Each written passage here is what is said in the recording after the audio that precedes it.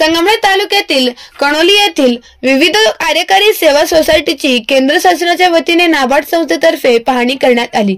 यावेळी नाबार्ड संस्थेचे अधिकारी व पाहुण्यांचा सत्कार करण्यात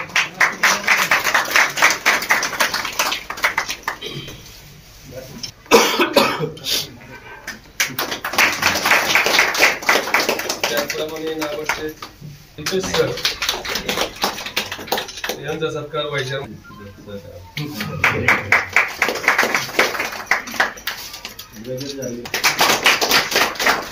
त्याचप्रमाणे यानंतर पांढरेगावचे हिमनवाडी अकोला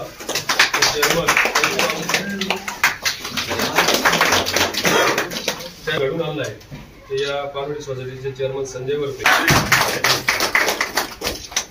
या समितीचे। त्याचप्रमाणे यांनी पुढे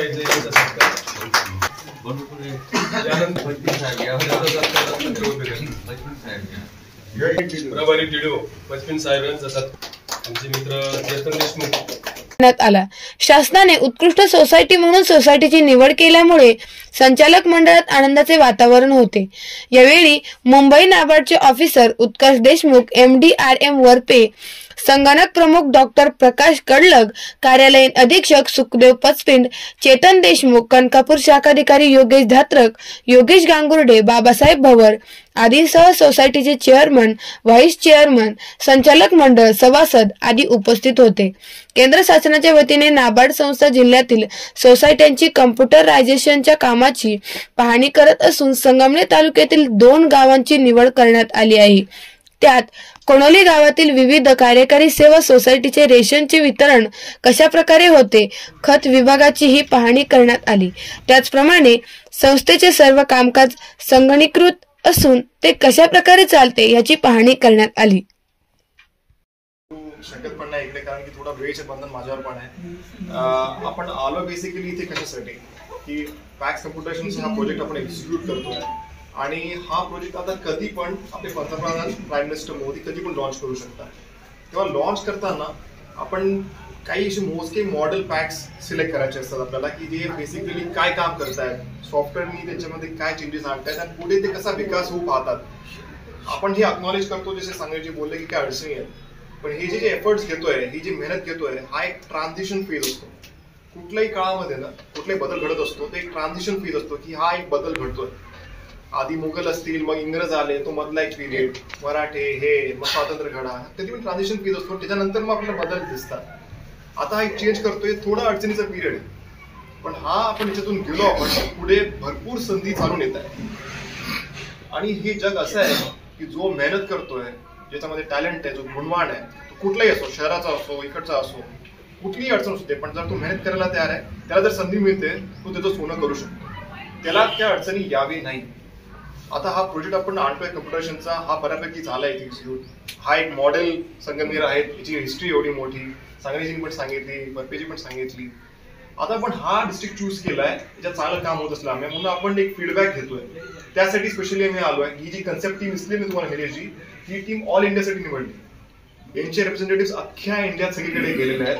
म्हणजे सोबत एक टीम, आता मी महाराष्ट्राला आहे, माझे एक स्वतःचे सहकारी गुजरातमध्ये 2 डिस्ट्रिक्ट पकडले त्यांनी, खेडा, सुरत, इथे पकडले पुणे, नगर। तर नगरमध्ये हे, महाराष्ट्रामध्ये 2 पैकी 1 हे, याचा आपण एक फीडबॅक घेतोय आणि हा फीडबॅक मग प्राईम मिनिस्टर लॉन्चच्या वेळी दाखवला जाईल।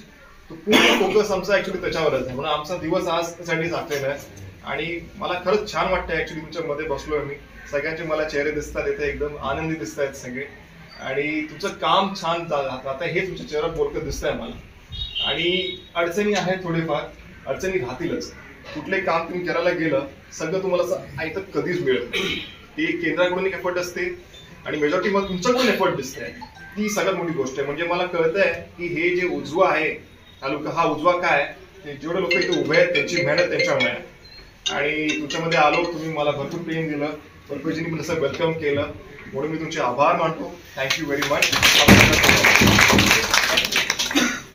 महत्वाचं आहे की नाबार्डचे अधिकारी खास आपल्या संस्थेची निवड त्यांनी केली।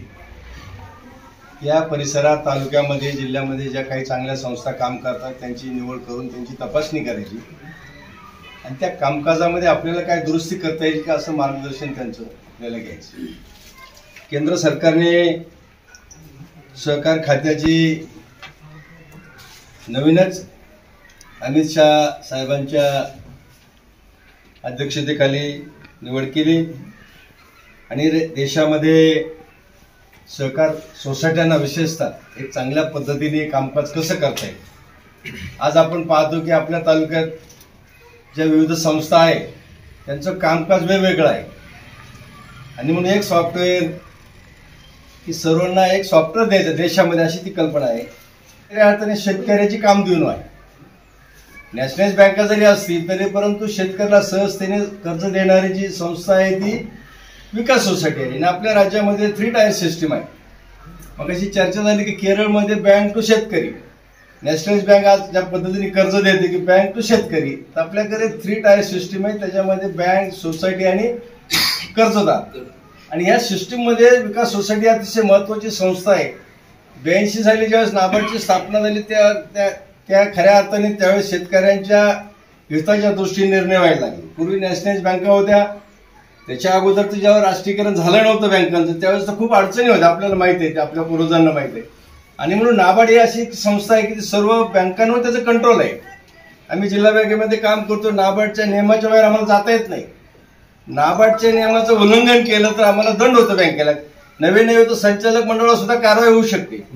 आणि म्हणून नाबार्डच्याही खऱ्या अर्थाने जे नियम आहे त्या नियमाचं पालन करून आपली जिल्हा बँक काम करते।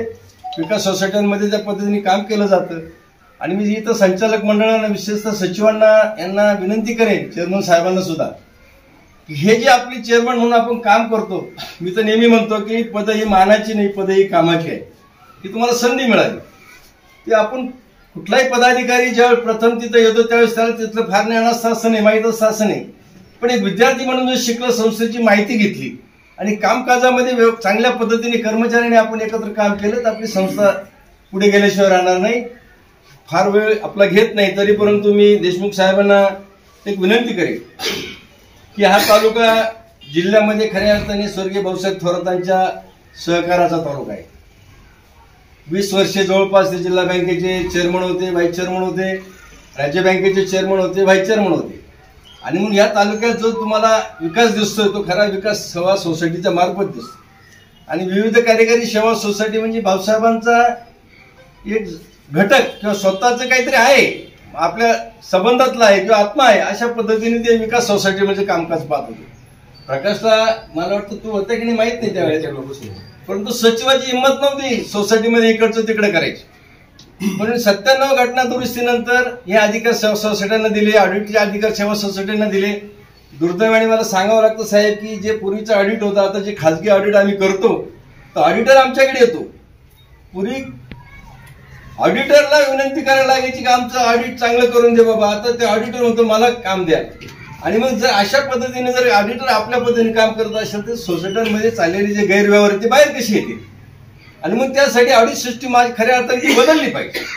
त्याच्यात ती भीती असते, ऑडिट म्हणजे भीती असायची, त्यावेळेचे चेअरमन सचिव बसून राहायचे।